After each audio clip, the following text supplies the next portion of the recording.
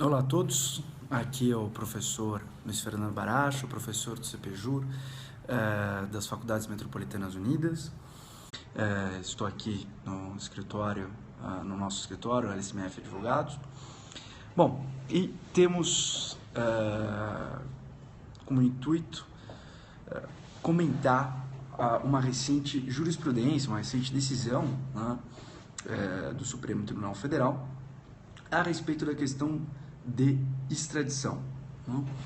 Bom, como você já sabe, já acompanho na página do CPJUR, nós utilizamos aqui a plataforma do Periscope com o intuito de apresentar, de comentar a respeito de inovações trazidas no mundo do direito por meio da jurisprudência. E na parte que me cabe como professor de Direito Internacional, nós tivemos recentemente a decisão do Supremo Tribunal Federal, na qual pela primeira vez se autorizou a extradição de uma brasileira nata. Perceberemos também nata em que sentido, né?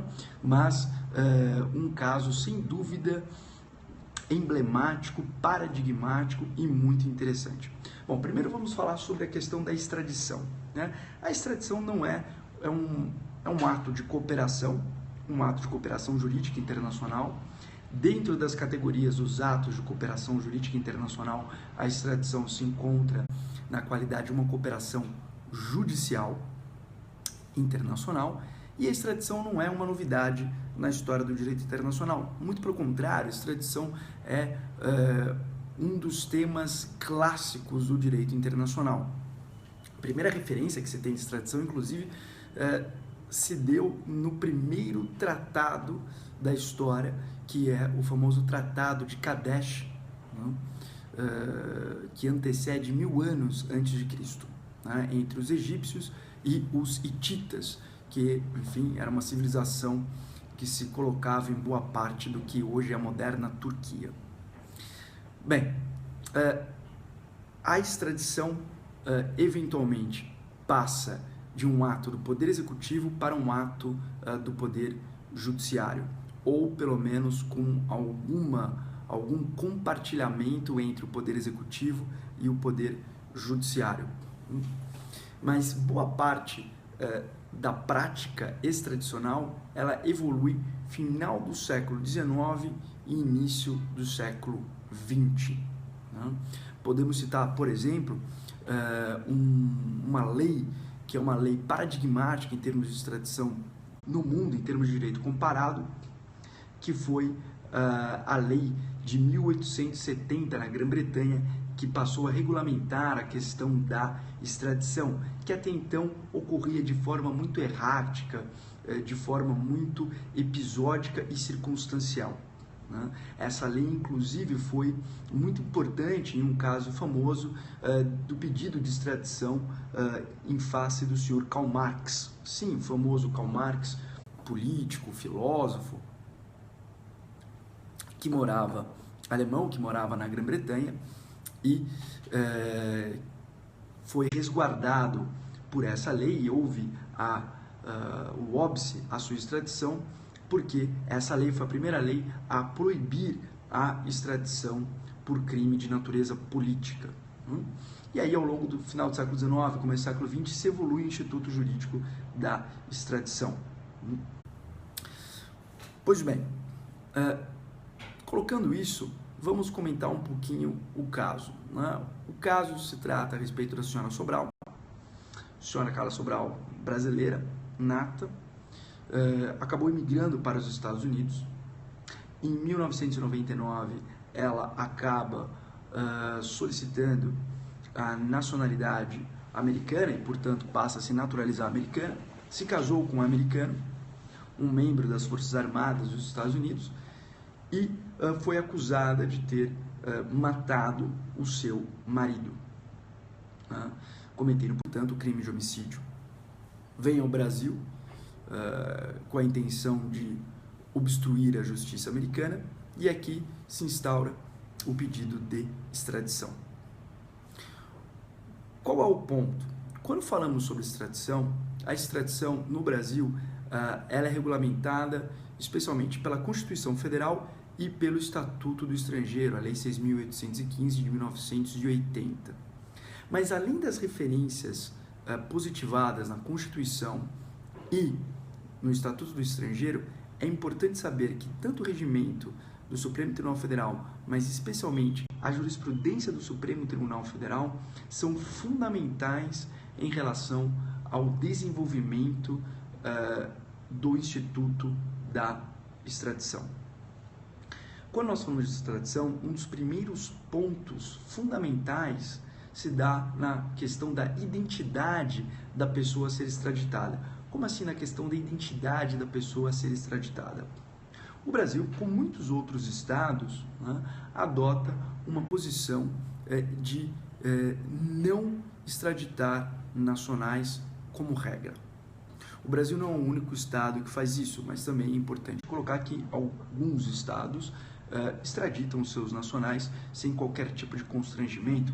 Um exemplo mesmo é a Grã-Bretanha.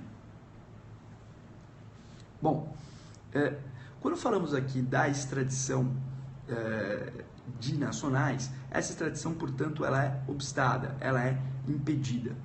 Tanto brasileiros natos ou brasileiras natas, como brasileiros ou brasileiras naturalizados, naturalizadas. Entretanto, a Constituição permite, de forma excepcional, a extradição de brasileiros ou brasileiras naturalizados, naturalizadas. Quando? Quando a naturalização se der de forma posterior ao crime objeto do pedido de extradição, ou quando se tratar de tráfico de entorpecentes. Então, vocês já percebem aqui, por exemplo, na questão do tráfico de entorpecentes, a total casuística em relação à escolha deste tipo de crime. Afinal de contas, por que não outros crimes? E nesse momento nós percebemos que muitas vezes as legislações ou a própria Constituição, elas devem ser compreendidas dentro de uma perspectiva da política legislativa ou da política constitucional. Mas não vamos entrar nesse detalhe. Bom, então, a regra geral é que não se extraditam nacionais brasileiros, brasileiras. E há exceção em relação aos naturalizados, naturalizadas. Essa exceção ela é considerada de tal forma como exceção que, e isso é importante os senhores e senhoras saberem, pela jurisprudência do Supremo Tribunal Federal, o processo de extradição de brasileiro ou brasileira naturalizada, mesmo que nas hipóteses autorizadas pela Constituição, exige um exame muito mais profundo do pedido de extradição por parte do Supremo Tribunal Federal. Por exemplo, em princípio, os processos de extradição, as ações de extradição, elas se encontram dentro da categoria do juízo de delibação. Ou seja, se encontram dentro daquela categoria de ações de cognição restrita, ou seja, ações de conhecimento restrito. Ações nas quais não há uma revisão do mérito. Apenas há a verificação da compatibilidade em relação a compatibilidade entre o ato jurídico estrangeiro e o ordenamento jurídico interno.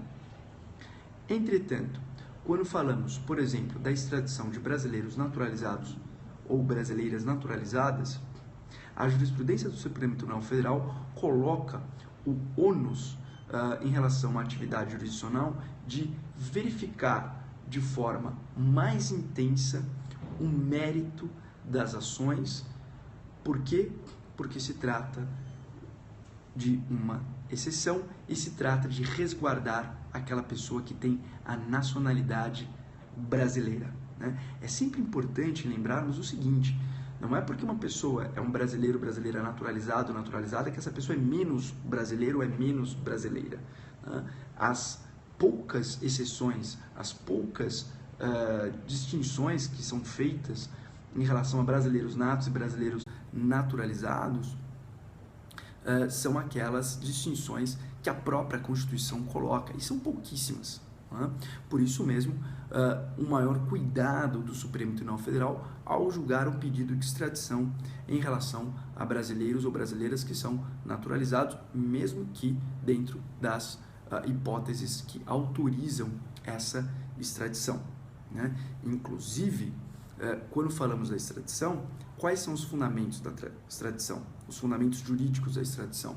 A existência de um tratado de extradição ou a promessa de reciprocidade.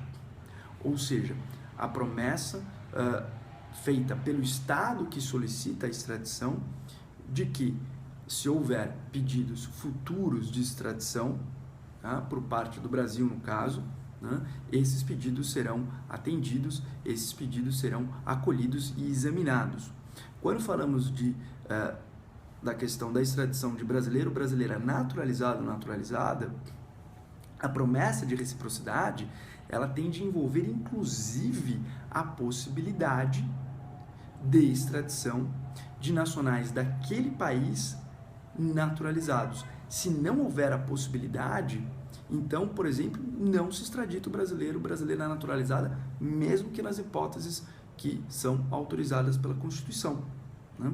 Afinal de contas, se não houver um tratado de extradição, se o outro Estado faz a promessa de reciprocidade, mas se o direito dele impede que ele eventualmente extradite nacionais, mesmo que nacionais naturalizados, não haveria a reciprocidade. Então, percebam que nosso direito, nosso ordenamento jurídico, ele tem um caráter realmente muito protetivo, um caráter assim de proteção que salta aos olhos quando falamos da questão da identidade e da nacionalidade da pessoa a ser extraditada. Pois bem, no caso em tela, a senhora Sobral era uma brasileira nata e, portanto, estaria ali resguardada, né, da possibilidade de extradição. Contudo, a condição de brasileiro ou de brasileira nata ou nato não impede a pessoa, eventualmente, de perder a nacionalidade brasileira. Você, que eventualmente, se você for um brasileiro, uma brasileira nata ou nata, você pode perder a sua nacionalidade brasileira. Se, por exemplo, você acabar possuindo a nacionalidade de um outro país, se você estabelecer a sua aliança a um outro país. Só não haverá a perda da nacionalidade brasileira se a aquisição da nacionalidade de um Estado estrangeiro se der por nacionalidade original. Por exemplo, você é filho, ou você é filha, ou você, enfim, tem alguma, tem algum grau de descendência em relação a um nacional daquele Estado estrangeiro, e a lei, o direito daquele outro Estado reconhece essa extensão do ius sanguíneo. Então, por exemplo, você é neto ou neta de italiano ou italiana, e o direito italiano permite a possibilidade de aquisição de nacionalidade originária pelo vínculo do ius sanguíneo até determinado grau de parentesco, e você faz jus a isso. Então, você pode ter a dupla nacionalidade, você pode ter a sua nacionalidade brasileira, ela continua existindo, preservada, e ter a nacionalidade do outro Estado. Tá? Da mesma forma que, se a aquisição da nacionalidade estrangeira for uma condição para a sua permanência no outro Estado, há a manutenção da nacionalidade brasileira.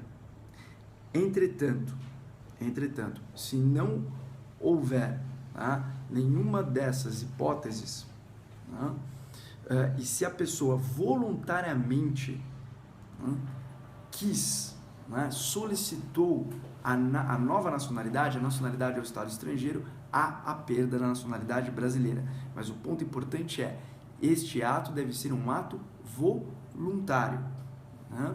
Deve ser um ato no qual é possível a identificação da vontade da pessoa em submeter-se ao Estado estrangeiro, em vincular-se ao Estado estrangeiro como nacional, em detrimento da nacionalidade brasileira. A perda de nacionalidade esse procedimento administrativo, ele se dá ou provocado mesmo por aquele que é nacional brasileiro e agora gostaria de concretizar a sua perda na sua nacionalidade, e geralmente isso é provocado diante do consulado brasileiro e se apresenta ali, aí se inicia o procedimento de perda da nacionalidade brasileira, ou se não, o processo administrativo ocorre no âmbito do Ministério da Justiça. E depois de autorizada a perda e a publicação no Diário Oficial da União, enfim, a pessoa deixa de ser brasileiro ou brasileira. Observação, também é possível, posteriormente, a reaquisição da nacionalidade brasileira. Então, não é que essa perda ela se dará para todo sempre. Caso você queira, aí você tem de solicitar a questão da reaquisição da nacionalidade brasileira. O ponto é, a senhora Sobral, em 1999, ao jurar lealdade aos Estados Unidos, jurando ali a bandeira americana, em um ato claro de vontade, renunciou à nacionalidade brasileira e acabou adquirindo a nacionalidade estrangeira. O reconhecimento da perda da nacionalidade se deu posteriormente, quando isso foi provocado no âmbito do Ministério da Justiça, e eventualmente durante o processo de extradição houve o ato do Ministério da Justiça, a portaria do Ministério da Justiça, reconhecendo a perda da nacionalidade dela. Uma vez reconhecido no ordenamento jurídico brasileiro, porque não é o ordenamento jurídico estrangeiro que vai reconhecer a perda da nossa nacionalidade, mas é o nosso ordenamento. Reconhecido no ordenamento jurídico brasileiro a perda da nacionalidade, neste momento não havia mais o que se falar do óbice da extradição por conta da nacionalidade brasileira. Afinal de contas, agora a senhora Sobral era tão somente uma cidadã americana. E aí restava clara a possibilidade de extradição. Pois bem, com isso, o ministro, a primeira turma decidiu, houve um voto do ministro Marco Aurélio dizendo que não seria possível, entretanto, os outros ministros acompanharam o voto de Barroso, que autorizou a extradição. Lembrando, senhores, não se esqueçam, um detalhe importante. Como ela estava, enfim, teve a sua liberdade, enfim, restrita aqui no Brasil, porque o processo de extradição ele se inicia quando ocorre a prisão preventiva, e aí o extraditando, enfim, fica resguardado pelo Estado e se desenrola o processo de extradição. O que acontece? Para que a extradição de fato seja concluída, primeiro, o que se colocou, a necessidade de consideração do tempo em que ela ficou presa no Brasil para fins da pena nos Estados Unidos, e o mais importante, a compatibilidade da pena estabelecida nos Estados Unidos em relação às penas possíveis no direito brasileiro. Um dos pontos importantes na extradição é justamente a natureza jurídica da sanção penal punitiva. Com isso, se houver algum tipo de incompatibilidade, o que se faz? Se firma um compromisso, um compromisso internacional, juridicamente vinculante, entre a República Federativa do Brasil e o Estado ao qual se extraditará a pessoa, e neste compromisso, o Estado que solicita a extradição, ele reconhece a comutação da pena para uma pena que seja permitida pelo ordenamento jurídico brasileiro. Ok? Então, isso é muito importante. A extradição, ela deve obedecer parâmetros no direito brasileiro, e um desses parâmetros se dá em relação à natureza da pena. Bom, E com isso nós temos mais um caso interessante, né, em matéria de extradição. Lembrando aos senhores que a extradição, a jurisprudência é fundamental quando analisamos, quando estudamos esse instituto jurídico, né? Porque boa parte das especificidades do processo de extradição são estabelecidas pela própria jurisprudência do Supremo Tribunal Federal. Bom, é isso. Muito obrigado pela participação de vocês, quem pôde assistir aqui ao vivo. Espero não ter atrapalhado o almoço de vocês. E vamos lá. Né? Lembrando-se aqui que nesse canal do Periscope, sempre que possível, iremos comentar os temas que interessam ao belíssimo direito internacional. Bom, até o próximo. Vejam no canal no site do CPJur a relação dos próximos Periscopes dos professores colegas do CPJur, sempre comentando a jurisprudência nos seus respectivos temas. É isso, um abraço, até mais.